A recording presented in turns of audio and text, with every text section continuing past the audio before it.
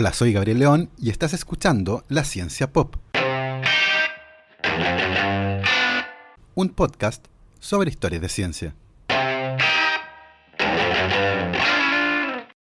Hace 6.000 años, entre los ríos Tigris y Éufrates, se desarrolló la civilización sumeria, considerada como la primera civilización del mundo. Entre sus principales logros estuvo el desarrollo de la escritura cuneiforme y el cultivo de muchas especies de plantas, incluyendo el trigo, cebada, manzanas, ciruelas, uvas y una muy particular a la que llamaban Hughill, la planta de la alegría. Esa planta fue llamada más tarde Papaver somniferum por los científicos y es conocida popularmente como adormidera o planta del opio. El opio pasó a formar parte del botiquín de la antigüedad y la historia de su uso y abuso y de cómo lentamente fuimos separando y modificando sus distintos componentes ha marcado diferentes épocas. Hoy, una droga derivada de la planta del opio y perfectamente legal, y que además fue presentada como inocua, causa más adicciones y muertes que cualquier droga ilegal. Hoy, en la Ciencia Pop, les voy a contar la historia de la planta de opio, la planta de la alegría. Y como siempre les recuerdo que si quieren apoyar este proyecto lo pueden hacer a través de mi página en Patreon. Para eso vayan a www.patreon.com/lacienciapop y se pueden inscribir para hacer un aporte mensual a la causa. Agradezco como siempre los aportes de Sebastián Toledo, Alberto Montt y Laura, Claudia D'Alenson, Diego Molina, Macarena Vergara, Pedro Maldonado, Hernán y Lucas Castillo, Chuchurex, Miriam Morales, Ana Lucía Luna, Cristian Subiabre, Fernanda Aguirre, Romina Mattioni, Patricio Marileo, Simón Castillo Riedemann, Diego Socias, Luciano Cisterna, Ricardo Yáñez, Fernando Montenegro, Matías van der Straten y Sergio Espinosa. Muchísimas gracias a todos.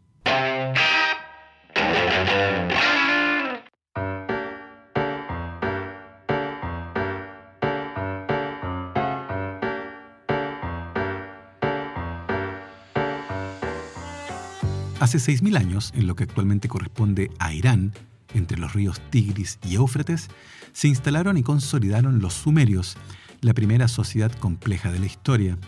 Entre los muchos logros de esta civilización se puede mencionar el desarrollo de la escritura cuneiforme y la consolidación de las prácticas agrícolas, de la mano con el cultivo de cebada, trigo, manzanas, ciruelas y uvas. Fueron los sumerios también los primeros en cultivar una planta silvestre que crece en esa zona del mundo y que ellos llamaron Hughill, algo que puede ser traducido como la planta de la alegría. Carlos Linneo, el botánico y zoólogo suizo responsable del sistema de nomenclatura binominal para los seres vivos, bautizó a esa planta como Papaver somniferum. Hoy se le conoce popularmente como adormidera, la planta del opio, una tan poderosa que para los sumerios su origen estaba ligado a los dioses, una planta con propiedades medicinales nunca vistas, tanto que la mejor explicación que por esa época había para su origen era esa: la planta era la medicina de los mismos dioses y nos la habían regalado. La planta del opio es muy fácil de crecer, se acomoda a diferentes suelos y es resistente a insectos y hongos, lo que hace que incluso países pobres y con escasa tecnología la puedan crecer sin problemas.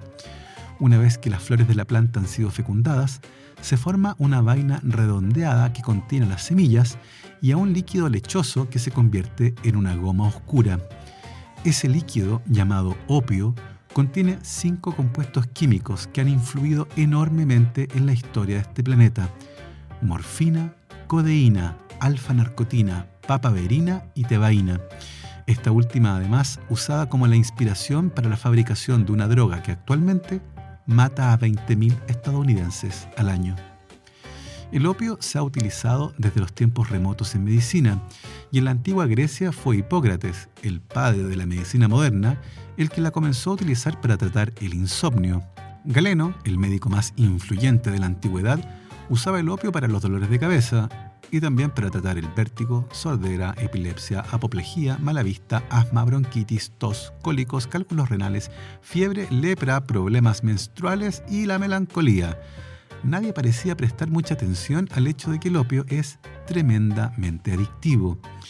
Los primeros en comercializar el opio fueron los árabes, quienes lo introdujeron en China, país en donde el consumo de opio alcanzó niveles impresionantes, con una tasa de adicción tan grande que hoy parece casi imposible de comprender. El opio llegó a China alrededor del siglo VII e inicialmente se usaba como medicina para tratar casi cualquier cosa, pero también se usaba para cocinar y era normal que se le agregara a pasteles y dulces. En este contexto, todo cambió cuando los portugueses llevaron a China una innovación que no era conocida en Oriente: la pipa para fumar.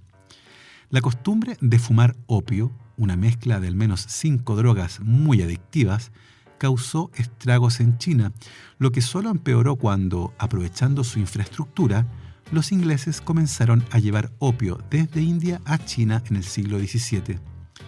En 1660, las importaciones de opio en China llegaron a los 600 kilos, menos de lo que pesa una vaca adulta. Sin embargo, para el año 1720 entraron a China 15.000 kilos de opio, algo así como el peso de 2 elefantes africanos machos, y solo 50 años después se llegó a los 75.000 kilos al año. A esa altura había en China 3 millones de adictos al opio, generando una crisis que el gobierno intentó resolver prohibiendo su consumo. Pero mientras hubiera opio, la gente lo iba a fumar. En 1839, las importaciones de opio a China llegaron a las 2.540 toneladas, equivalente al peso de 4.230 elefantes africanos. Se estima que a esa altura el 25% de la población china era adicta al opio. Ese mismo año, y desbordados por una epidemia de adictos al opio, el gobierno de China destruyó un gran embarque de opio inglés, lo que fue el punto de partida de 2 guerras del opio. China perdió ambas guerras y, como parte de los acuerdos alcanzados después de su derrota, los chinos debieron construir más puertos para descargar el opio que los barcos ingleses llevaban a China. Compensaron económicamente a los ingleses y además tuvieron que cederles el territorio de Hong Kong. Finalmente, China volvió a autorizar el consumo de opio. A inicios del siglo XX, hace solo 120 años, China importaba casi 4.000 toneladas de opio al año y tenía cerca de 15 millones de adictos a esa droga. Y si en China fumaban el opio, en Estados Unidos lo bebían. El alquimista, médico y astrólogo suizo Paracelso mezcló opio con brandy y generó un brebaje que fue bautizado como láudano, que no era otra cosa que otra forma de ingerir opio, esta vez bebiéndolo. Opio líquido. Particularmente las mujeres, cuya entrada a los bares estaba prohibida en muchas partes, encontraron en el láudano la bebida perfecta. Y claro, también servía para que los bebés durmieran mejor si les daban unas pocas gotas. Y se usaba para tratar casi todo, desde el dolor de estómago a los estados mentales alterados. A fines del siglo XIX, había unos 200.000 adictos al opio líquido en Estados Unidos, y de esos 3/4 eran mujeres.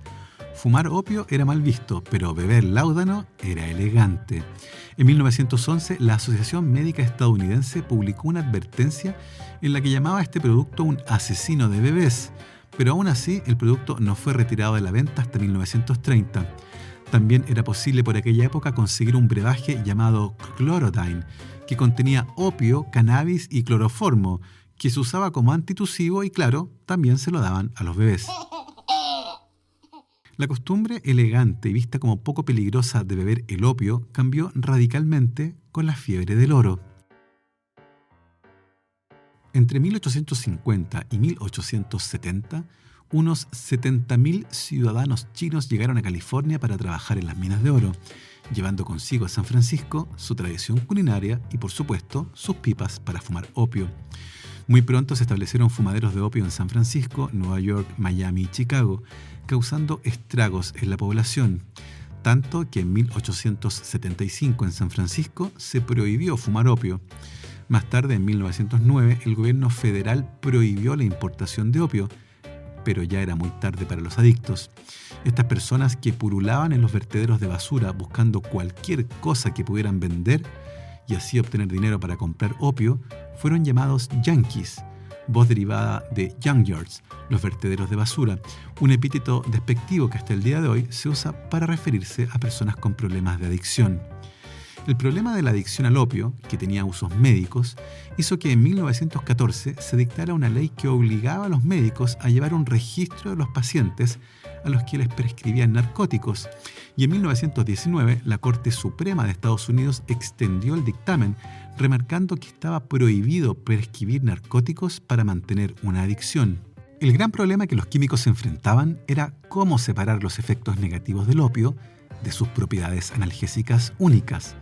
La respuesta comenzó a emerger aparentemente en 1803, cuando Friedrich Sertúner aisló el compuesto más abundante del opio, al que llamó Morphium, por Morfeo, el dios griego de los sueños. Sin entrenamiento formal en química y sin estudios en ningún área, Sertúner fabricó sus propios equipos y realizó investigación científica por su cuenta. Y por supuesto, cuando llegó la hora de probar la morfina, lo hizo en sí mismo. Sertúner descubrió que esta droga era 6 veces más potente que el opio, causando euforia inmediata, seguido por depresión y dependencia. Cuando terminó de estudiar la morfina, Sertúner era adicto a ella. Inmediatamente se dio cuenta del peligro de la morfina e intentó advertirle al mundo, pero no fue escuchado. En 1827, la compañía farmacéutica Merck comenzó a comercializar la morfina, la que rápidamente fue prescrita para varias condiciones, incluyendo el alcoholismo, una adicción por otra.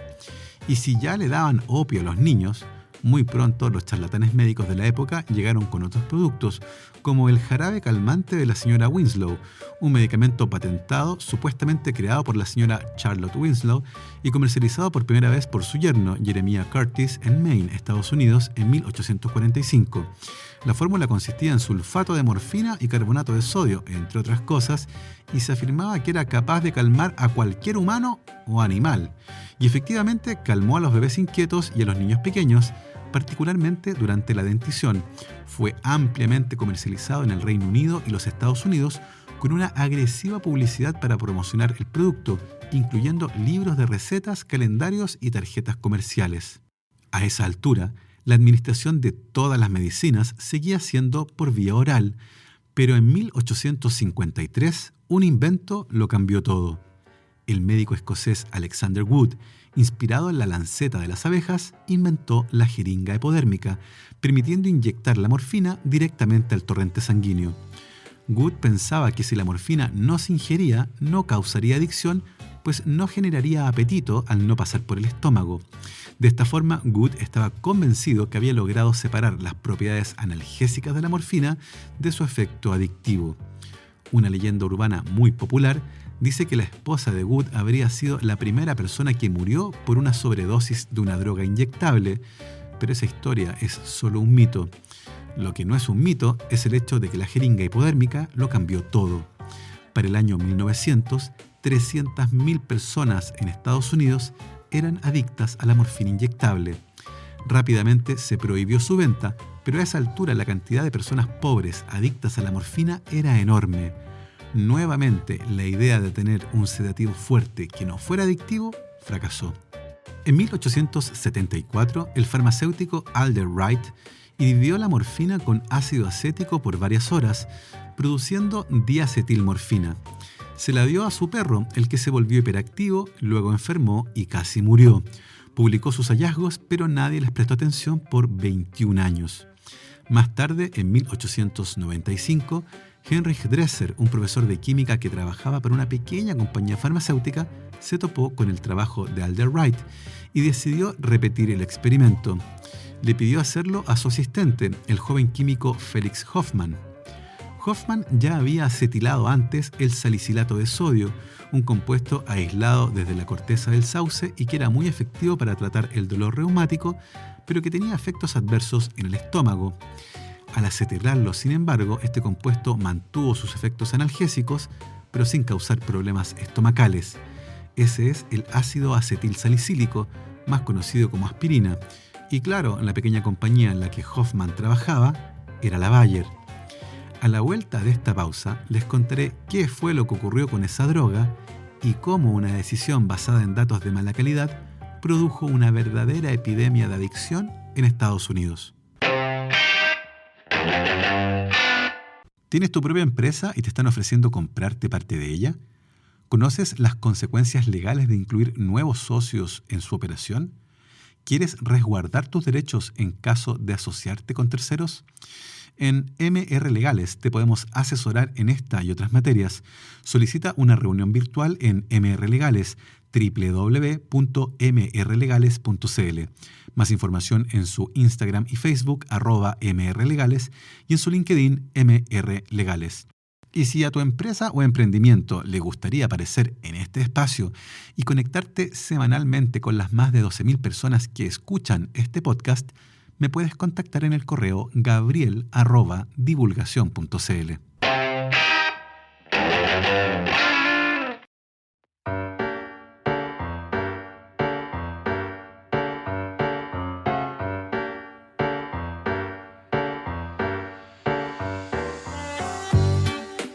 La morfina acetilada preparada por Hoffman fue probada en un pequeño grupo de animales de laboratorio, los que parecieron amarla. Luego la droga fue probada con 4 trabajadores, los que aparentemente no experimentaron ningún tipo de problema y se mostraban muy interesados en repetir el experimento. En septiembre de 1898, Dresser presentó los resultados en un congreso médico. La diacetilmorfina era 5 veces más potente que la morfina y se estimó que como la acetilación favorecía su llegada al cerebro, se requería menos droga para causar un efecto sedativo y, por lo tanto, era completamente no adictiva. Rápidamente esta droga sintética derivada de la morfina comenzó a ser comercializada y como se suponía que por fin habían logrado separar los efectos sedativos de la adicción, lo que era considerado un logro heroico, esta nueva droga fue llamada heroína. La aspirina, que podía causar problemas estomacales, se vendía solo con receta. La heroína, en cambio, se podía comprar sin receta. Ideal para tratar la tos de los niños pequeños, la heroína fue comercializada como un análogo no adictivo de la morfina entre 1895 y 1910. 200.000 personas se hicieron adictas a ella solo en los Estados Unidos. En 1924, el Congreso de Estados Unidos declaró que la fabricación y venta de heroína era ilegal, comenzando el mercado negro, que rápidamente quedó en manos de la mafia italiana, que estableció lo que se conoció como la Conexión Francesa. El opio era crecido en la Indochina francesa, enviada al Líbano, donde era convertida en morfina, y luego esta era enviada a Marsella, en Francia, donde era convertida en heroína, y desde ahí a Estados Unidos. Muy pronto, 500.000 estadounidenses eran adictos a la heroína y el gobierno intentó frenar la importación de la droga bloqueando los envíos desde Francia. Hechos que fueron dramatizados en la película La Conexión Francesa, que incluye una de las mejores persecuciones en auto de la historia del cine y que le valió el premio Oscar a Gene Hackman. El impacto de la heroína en Estados Unidos ha sido gigantesco y, por ejemplo, el 15% de los soldados de ese país que fueron a la guerra de Vietnam volvieron adictos a la heroína. Richard Nixon, presidente de Estados Unidos, lanzó una agresiva campaña contra las drogas, eligiendo como rostro de esa campaña ni más ni menos que al rey, el mismísimo Elvis Presley, algo que terminó siendo irónico considerando que cuando Elvis murió en 1977, en su sangre encontraron Valium, morfina, metascualona, codeína y varios tipos de barbitúricos. Los científicos ya habían intentado curar la adicción al opio con morfina y la adicción a la morfina con heroína. Había que hacer un nuevo intento y para eso los químicos centraron su atención en otro de los componentes del opio, la tebaína, llamada así en honor a Tebes, un pueblo antiguo en Egipto en el que crecía abundantemente la planta del opio. La primera versión sintética de la tebaína fue producida en 1916 por 2 químicos alemanes de la Universidad de Frankfurt y la llamaron oxicodona.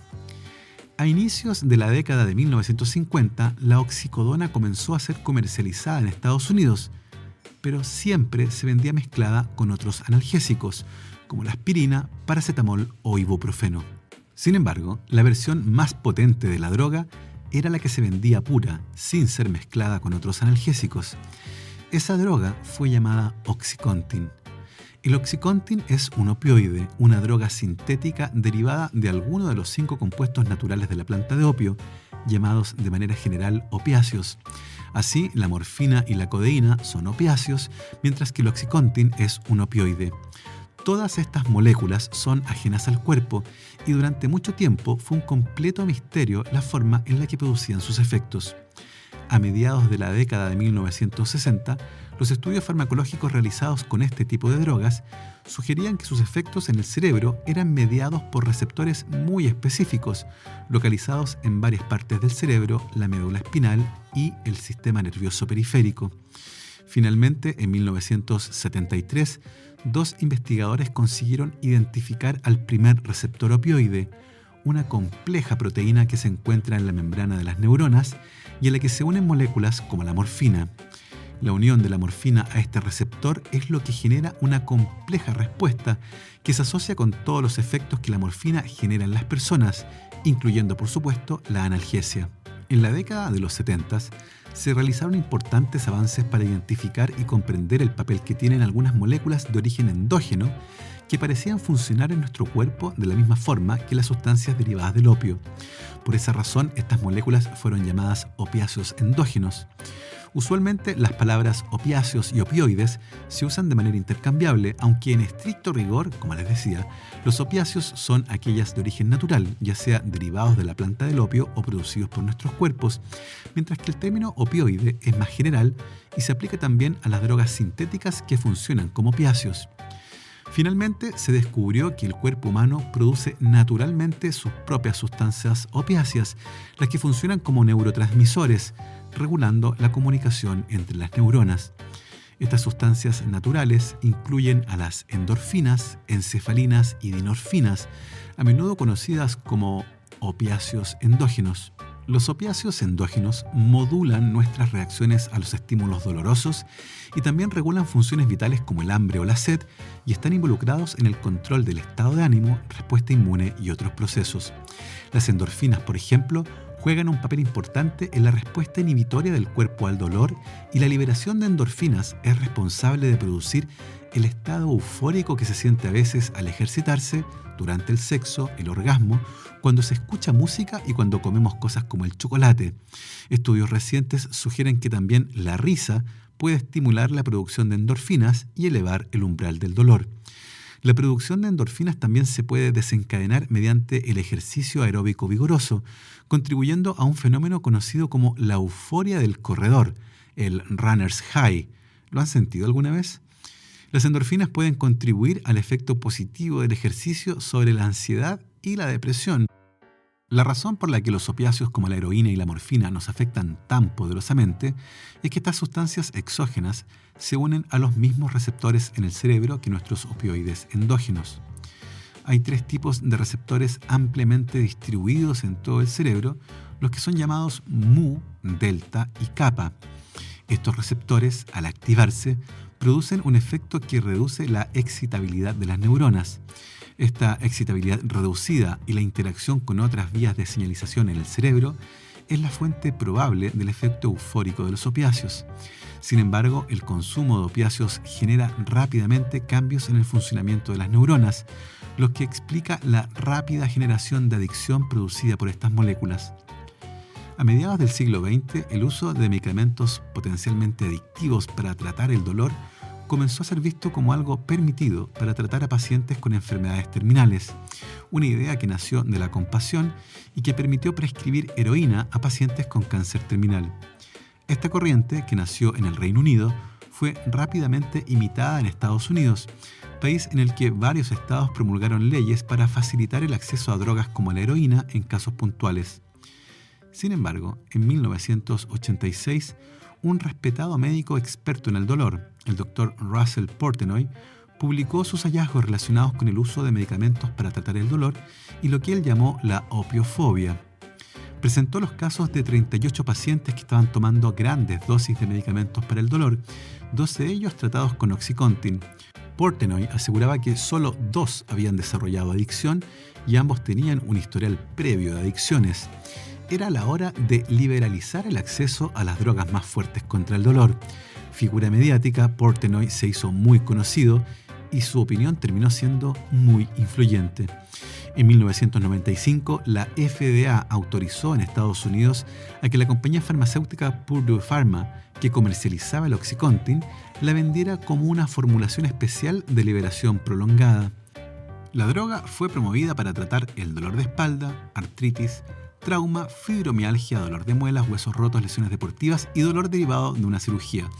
O sea, casi cualquier persona podía obtenerla si se quejaba lo suficiente de un dolor con el médico. Y todos repetían los datos de Portnoy. Menos del 1% se volverá adicto. Rápidamente la droga entró al mercado negro y los adictos pasaron la voz. Si se mordía la tableta de liberación prolongada en lugar de tragarla, se podía obtener de un golpe los 160 miligramos de oxicodona de la tableta, una dosis muy superior a cualquier cosa que pudiera comprarse, legal o ilegal. Un año después, Purdue Pharma obtenía ganancias de $44 millones por el Oxycontin y comenzaron a ofrecer grandes bonos a sus vendedores y dosis gratis para los pacientes. Para el año 2001, Purdue Pharma vendió un total de $1.450 millones de Oxycontin, convirtiéndose en el medicamento con las ventas netas más altas de la historia, superando al Viagra. El mercado negro de Oxycontin se disparó. Un farmacéutico en Pensilvania vendió ilegalmente $900.000 en Oxycontin y algunos médicos como el Dr. Randolph Liebertz recetaron el equivalente a $1 millón en Oxycontin. De esos $130.000 correspondían a una sola persona, la que tendría que haber tomado 31 veces la dosis prescrita para dar cuenta de esa astronómica cantidad de droga. Las muertes por sobredosis comenzaron a ser frecuentes y cada vez más notorias, incluyendo las del actor Heath Ledger y la del cantante Tom Petty, quienes murieron por sobredosis accidental de Oxycontin. Pero también lo hicieron otros 20.000 estadounidenses cada año. Al finalizar el siglo XX, en Estados Unidos había 600.000 adictos a la heroína. Sin embargo, el año 2003, esa cifra había caído a solo 100.000 personas. Esta baja no se debía a que los estadounidenses habían perdido el interés por los opioides. Sencillamente cambiaron una droga ilegal e inyectable por otra legal en forma de tableta. Ese mismo año 2003, un estudio publicado en el New England Journal of Medicine mostraba que el Oxycontin era una droga extremadamente adictiva y, lo que es peor, podía causar hiperestesia, es decir, que el dolor que las personas sentían cuando estaban tomando la droga era percibido como peor que cuando no la tomaban, lo que inducía a esas personas a tomar más Oxycontin. Sin embargo, ya era tarde. Para el año 2010, 22 millones de personas en Estados Unidos estaban tomando medicamentos para el dolor sin necesitarlos, y más personas murieron por sobredosis de estas drogas legales que todas las muertes producidas ese mismo año por el consumo de heroína y cocaína. En Estados Unidos, una persona moría por sobredosis de opiáceos cada 15 minutos. Purdue Pharma se declaró culpable por haber minimizado los riesgos de la droga y 3 ejecutivos fueron condenados a pagar $35 millones cada uno, lo que fue pagado por la empresa, y se les prohibió trabajar para cualquier compañía que vendiera productos farmacéuticos por 12 años. Purdue Pharma fue multada con otros $634 millones. El Dr. Russell Portnoy, quien promovió el uso de opioides en Estados Unidos, ha declarado que durante mucho tiempo promovió algo que no era cierto. Los opioides sí son adictivos y peligrosos, y durante la primera década del siglo XXI murieron más de 100.000 personas por culpa de esta convicción y la amplia oferta de Oxycontin. Por primera vez desde la guerra de Vietnam, la tasa de mortalidad de los hombres blancos adultos fue más alta que la de la generación que los antecedió. Finalmente, el 15 de marzo del 2016, se generó una estricta regulación sobre los medicamentos para tratar el dolor, los que solo podrían ser recetados luego de que fármacos como el ibuprofeno o la terapia física no funcionaran, y además solo se podían recetar en cantidades bajas por periodos cortos de tiempo que nunca podían exceder los 7 días y siempre y cuando la mejora fuera significativa, lo que implicaba una estricta vigilancia del tratamiento. La Academia Americana para el Manejo del Dolor, que suena como una institución académica pero que en realidad es un grupo de lobby financiado por Purdue Pharma y otra compañía llamada Teva Pharmaceuticals, se opuso a esta nueva regulación. El mercado de los medicamentos para el dolor a esa altura les producía ventas conjuntas por $9.000 millones al año y no estaban dispuestos a renunciar a eso. Hoy, el 80% de todos los opioides que se prescriben en el mundo son recetados en Estados Unidos, país que alberga solamente al 5% de la población mundial. La crisis de los opioides ha generado una tragedia moderna impulsada por la avaricia y la falta de precaución. Después de todo, los datos para liberalizar el consumo de OxyContin eran muy débiles, pero la presión de la industria pudo más, generando ganancias exorbitantes que dejaron una estela de adicción y muerte de la que parecen no haber aprendido mucho. Luego de las demandas y los millonarios pagos de multas, Purdue Pharma solicitó la protección por bancarrota el 15 de septiembre del año 2019. Sin embargo, un análisis bancario realizado por la justicia evidenció que los dueños de la compañía rescataron más de $10.000 millones cuando comenzaron las demandas, dinero que fue ocultado en paraísos fiscales.